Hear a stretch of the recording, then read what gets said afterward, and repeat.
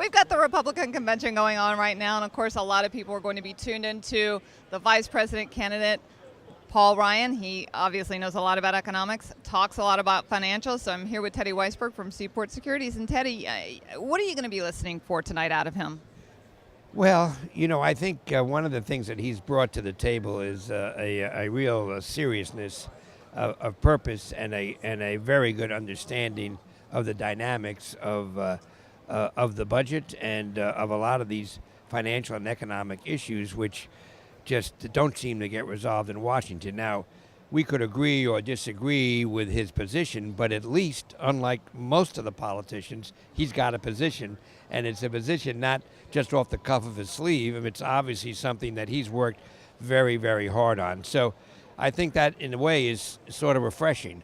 And I do think that, to that degree, he has certainly energized the Romney campaign, and I think it's a positive addition. Is it going to be enough to, change things in November? Of course, that remains to be seen.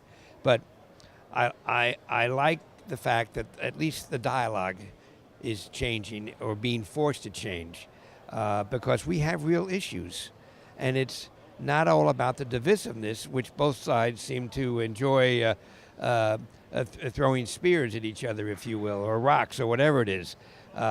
And I find that all sort of boring, and I think a lot of other folks probably find it very boring.